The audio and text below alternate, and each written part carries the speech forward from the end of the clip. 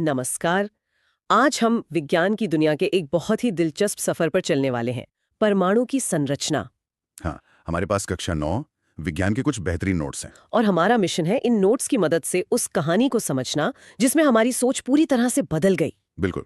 ये कहानी इस सवाल से शुरू होती है कि हमारे आसपास की हर चीज आखिर किस चीज से बनी है। सदियों तक तो यही माना जाता था कि परमाणु आखिरी टुकड़ा है, डाल्टन का सिद्धांत। हाँ, कि उसे और नहीं तोड़ा जा सकता। लेकिन फिर 19वीं सदी के अंत में कुछ ऐसा हुआ जिसने सोच को बदल दिया। और इसकी शुरुआत तो एक बड़े ही आम से अनुभव से होती है, जैसे हम सूखे बालों में कंघी फिराते हैं। हाँ, और फिर वो कंघी कागज के छोटे छोटे टुकड़ों को अपनी तरफ खींचने लगती है। तो ये कोई जादू नहीं था, बल्कि पहला सुराग था। सही कहा।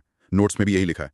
दो वस्तुओं को आपस में रगड़ने से उनमें विद्युत आवेश, इलेक्ट्रिक चार्ज आ जाता है। अच्छा। हाँ, मतलब ये चार्ज कहीं बाहर से नहीं आया, बल्कि परमाणु के अंदर से ही आया। बिल्कुल। और यहीं से डाल्टन का अविभाज्य परमाणु का जो आइडिया था वो गलत साबित होना शुरू हो गया। तो अब सवाल ये था कि परमाणु के अंदर है क्या। यहीं से असली खोज शुरू हुई। अगली हेडिंग है कैनाल किरणें और अपरमाणु कण। इसमें एक तथ्य दिया है। हाँ, तथ्य फैक्ट, ई गोल्डस्टीन 1886, खोज कैनाल किरणें। Canal raise. और ये किरणें कैसी थीं? ये धनावेशित विकिरण, पॉजिटिवली चार्ज रेडिएशंस थी। यानी पॉजिटिव चार्ज वाली। हाँ, ये एक बहुत बड़ा संकेत था कि परमाणु के अंदर कोई पॉजिटिव कण है। और फिर आते हैं जे टॉमसन, जिन्होंने पहेली का दूसरा हिस्सा खोजा। उन्होंने इलेक्ट्रॉन की खोज की।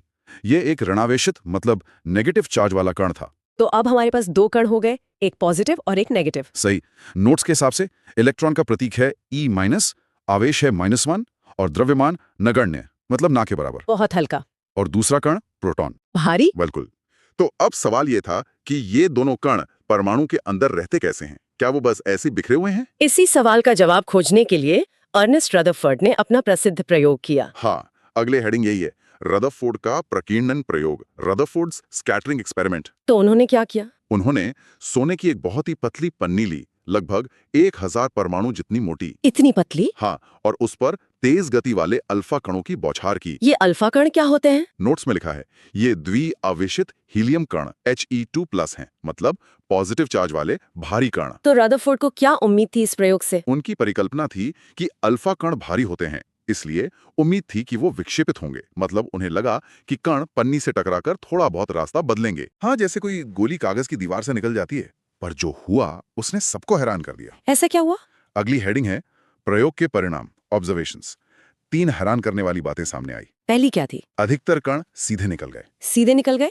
इसका क्या मतलब हुआ? इसका मतलब हुआ कि परमाणु का अधिकतर भाग खाली है। क्या मतलब हर ठोस चीज असल में ज्यादातर खोखली है ना अजीब? दूसरा नतीजा था कि कुछ कण विक्षेपित हुए, मतलब अपने रास्ते से मुड़ गए। अच्छा। इससे ये पता चला कि धनावेशित भाग बहुत कम जगह में है, क्योंकि अल्फा कण खुद पॉजिटिव थे, तो वो किसी पॉजिटिव चीज से ही दूर भागे होंगे। और तीसरी और सबसे हैरान करने वाली बात, 12,000 में से एक कण वापस आ गया। वापस? मतलब 180 डिग्री पर? हाँ, जैसे दीवार से गेंद टकराकर वापस आती है। इसका सिर्फ एक ही मतलब हो सकता था कि परमाणु का सारा वजन और सारा पॉजिटिव चार्ज एक बहुत छोटे नाभिक में है। वाह, तो एक ही प्रयोग से परमाणु की पूरी तस्वीर ही बदल गई। बिल्कुल। और इसी आधार पर रदरफोर्ड ने अपना नाभिकीय मॉडल दिया। तो क्या कहता है ये मॉडल? इसके 3 मुख्य लक्षण हैं। पहला, परमाणु का केंद्र धनावेशित होता है, जिसे नाभिक, न्यूक्लियस कहते हैं। ठीक है। दूसरा, इलेक्ट्रॉन नाभिक के चारों ओर वर्तुलाकार मार्ग में चक्कर लगाते हैं, जैसे ग्रह सूरज के चारों ओर घूमते हैं। एकदम। और तीसरा, नाभिक का आकार परमाणु की तुलना में 10⁵ गुना छोटा होता है। मतलब 1,00,000 गुना छोटा। हाँ, अगर परमाणु एक फुटबॉल का मैदान है तो नाभिक उस पर रखी एक मक्खी जैसा है। सुनने में तो ये मॉडल एकदम परफेक्ट लगता है। हाँ, पर इसमें भी कोई कमी थी, है ना? हाँ, एक बहुत बड़ी कमी। नोट्स में कमियां बताई गई हैं। क्या थी वो? देखिए, अगर इलेक्ट्रॉन गोल रास्ते पर घूमेगा तो वो त्वरित होगा। और त्वरण के कारण? वो ऊर्जा का विकिरण करेगा, मतलब उसकी ऊर्जा लगातार कम होती जाएगी। ओह, और अगर ऊर्जा खत्म हो गई तो अंततः वो नाभिक में गिर जाएगा और परमाणु अस्थिर हो जाएगा। यानी परमाणु खत्म हो जाएगा। पर ऐसा तो होता नहीं है। बिल्कुल नहीं, परमाणु तो स्थिर होते हैं। तो रदरफोर्ड का मॉडल ये नहीं समझा पाया कि परमाणु स्थिर क्यों हैं। तो इस गुत्थी को किसने सुलझाया? इसे सुलझाया नील्स बोर ने। अगली हेडिंग है बोर का परमाणुविक model, Bohr's model of atom. उन्होंने क्या समाधान दिया? बोर ने एक क्रांतिकारी विचार दिया। उन्होंने कहा कि इलेक्ट्रॉन केवल कुछ निश्चित कक्षाओं में ही चक्कर लगा सकते हैं। अच्छा, मतलब उनके लिए कोई खास रास्ते तय हैं। हाँ, जिन्हें विविक्त कक्षा या डिस्क्रीट ऑर्बिट्स कहा गया। और इन खास कक्षाओं में क्या होता है? सबसे जरूरी बात, इन कक्षाओं में घूमते समय ऊर्जा का विकिरण नहीं होता है। मतलब उनकी ऊर्जा कम नहीं होती। बिल्कुल। और इन्हीं कक्षाओं को KLMN नाम दिए गए। तो बोर ने एक नया नियम बनाकर रदरफोर्ड के मॉडल की सबसे बड़ी कमी को दूर कर दिया। एकदम सही। लेकिन कहानी में एक और किरदार की एंट्री बाकी थी। वो क्या? वैज्ञानिकों ने देखा कि परमाणुओं का द्रव्यमान प्रोटॉन के कुल द्रव्यमान से हमेशा ज्यादा आ रहा था, हाइड्रोजन को छोड़कर। मतलब नाभिक में प्रोटॉन के अलावा भी कुछ था? हाँ, कुछ ऐसा जो भारी तो था पर उस पर कोई चार्ज नहीं था। और इसकी खोज 1932 में जे चैडविक ने की। उन्होंने क्या खोजा? न्यूट्रॉन। अगली हेडिंग यही है। खोजकर्ता जे चैडविक, 1932। और इसके गुण क्या थे? इसका आवेश अनावेशित 0 है। और द्रव्यमान? द्रव्यमान प्रोटॉन के बराबर। और ये परमाणु के नाभिक में ही रहता था। तो किसी भी परमाणु का कुल द्रव्यमान प्रोटॉन और न्यूट्रॉन को मिलाकर बनता है? बिल्कुल। परमाणु का द्रव्यमान is equal to proton plus neutron. Electron तो बहुत हल्के होते हैं। तो अब हमारे पास तीनों कण आ गए, प्रोटॉन, न्यूट्रॉन और इलेक्ट्रॉन। अब सवाल ये था कि ये इलेक्ट्रॉन बोर की बताई कक्षाओं में बंटते कैसे हैं? इसके लिए बोर और बरी ने एक स्कीम दी। अगली हेडिंग है इलेक्ट्रॉनों का वितरण, इलेक्ट्रॉन डिस्ट्रीब्यूशन। उन्होंने एक फॉर्मूला दिया था, है ना? हाँ, सूत्र अधिकतम इलेक्ट्रॉन इक्वल्स 2n स्क्वायर, जहां n कक्षा की संख्या है। तो इसके हिसाब से पहली कक्षा यानी K कोश n = 1 में 2 गुणा 1 का स्क्वायर यानी 2 इलेक्ट्रॉन। दूसरी कक्षा L कोश n = 2 में 8 इलेक्ट्रॉन। सही। और m कोश n = 3 में 18 और n कोश n = 4 में 32 इलेक्ट्रॉन। पर इसके साथ एक और नियम भी था ना? हाँ, बहुत जरूरी नियम, अष्टक नियम, ऑक्टेट रूल। सबसे बाहरी कोश में इलेक्ट्रॉनों की अधिकतम संख्या 8 हो सकती है, चाहे अंदर वाली कक्षा की क्षमता ज्यादा ही क्यों ना हो। बिल्कुल। बाहरी कक्षा में 8 से ज्यादा नहीं। तो हमारे नोट्स में पहले 18 तत्वों की परमाणु संरचना का एक चित्र भी है। हाँ, इसमें हाइड्रोजन से लेकर आर्गन तक के मॉडल दिखाए गए हैं। जैसे हाइड्रोजन में 1 इलेक्ट्रॉन है, वो पहली कक्षा में है।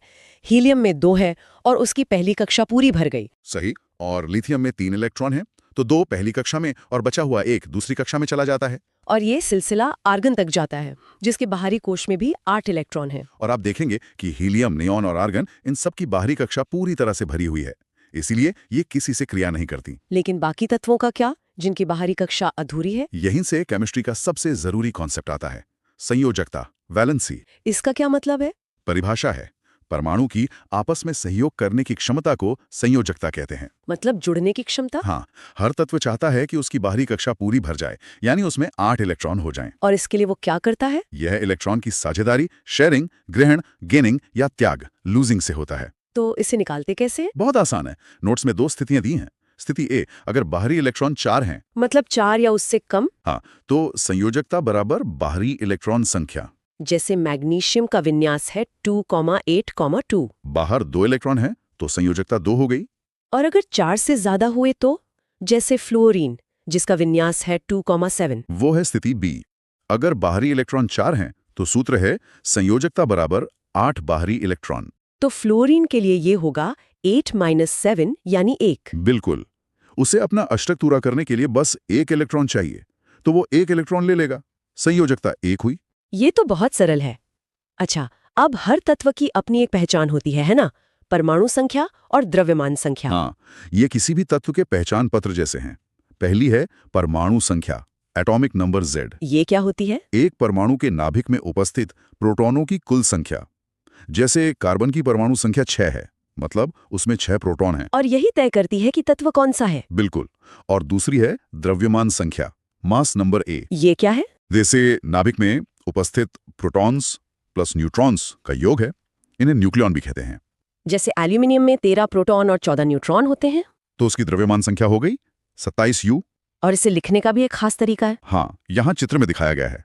तत्व के प्रतीक के ऊपर द्रव्यमान संख्या A और नीचे परमाणु संख्या Z लिखी जाती है। जैसे नाइट्रोजन के लिए ऊपर 14 और नीचे 7, 14 7N। एकदम सही। पर यहाँ एक दिलचस्प बात है, क्या ऐसा हो सकता है कि एक ही तत्व के परमाणुओं का वजन अलग अलग हो? बिल्कुल हो सकता है, और उन्हें ही हम कहते हैं समस्थानिक। आइसोटोप्स। ये क्या होते हैं? ये एक ही तत्व के परमाणु होते हैं जिनकी परमाणु संख्या Z समान लेकिन द्रव्यमान संख्या A भिन्न होती है। मतलब प्रोटॉन तो बराबर हैं पर न्यूट्रॉन अलग अलग हैं। सही पकड़ा। जैसे हाइड्रोजन के 3 समस्थानिक हैं, प्रोटियम, ड्यूटीलियम और ट्राइटियम। तीनों में एक एक प्रोटॉन है। हाँ, लेकिन न्यूट्रॉन क्रमशः 0, 1 और 2 हैं। आयोडीन का घिंगा रोग के इलाज में? अब एक सवाल, अगर क्लोरीन के 2 समस्थानिक हैं 35Cl और 37Cl, तो हम उसका परमाणु द्रव्यमान क्या मानेंगे? बहुत अच्छा सवाल है। हम उनका औसत निकालते हैं। प्रकृति में 75% क्लोरीन 35 और 25% क्लोरीन 37 मिलता है। और इनका औसत निकालने पर? 35.5 U आता है। इसीलिए आवर्त सारणी में कई तत्वों का द्रव्यमान दशमलव में होता है। ठीक है, तो ये हुए समस्थानिक। क्या इसका उल्टा भी मुमकिन है? मतलब अलग-अलग तत्व जिनका वजन एक जैसा हो? हाँ, उन्हें समभारिक या आइसोबार्स कहते हैं। ये क्या होते हैं? ये अलग-अलग परमाणु संख्या वाले तत्व होते हैं जिनकी द्रव्यमान संख्या A समान होती है। जैसे कैल्शियम और आर्गन। दोनों की द्रव्यमान संख्या 40 है, पर कैल्शियम की परमाणु संख्या 20 है और आर्गन की 18। तो आज हमने परमाणु के अंदर की पूरी दुनिया ही खंगाल ली। हाँ, डाल्टन के एक अविभाज्य कण से लेकर बोर के क्वांटम मॉडल तक। अंत में हमारे नोट्स में एक सारांश तालिका भी दी गई है। हाँ, इसमें तीनों कणों की तुलना की गई है, इलेक्ट्रॉन, प्रोटॉन और न्यूट्रॉन। इसमें उनका आवेश, द्रव्यमान, स्थान और खोजकर्ता सब एक जगह दिया है। यह पूरे अध्याय का एक बहुत अच्छा सार है। तो ये थी परमाणु की संरचना पर हमारी विस्तृत चर्चा।